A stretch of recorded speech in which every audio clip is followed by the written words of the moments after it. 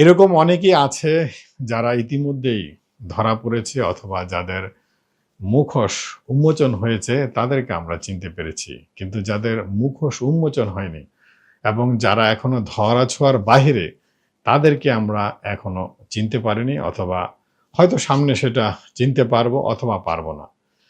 তবে মোদ্দা কথা বলা যায় আমরা যে গত ৫৩ বছরে বাংলাদেশপন্থী হয়ে উঠতে পারিনি এবং বাংলাদেশের জনগণের কল্যাণে কাজ করতে পারিনি, সেটা একেবারেই পরিষ্কার আমাদের কাছে।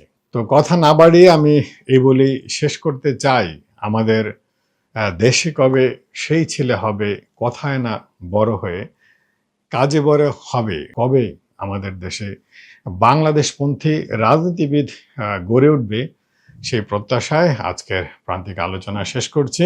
খোদা হাফেজ, ভালো থাকবেন। আর ভিডিওটি ভালো লাগলে লাইক শেয়ার করতে ভুলবেন না।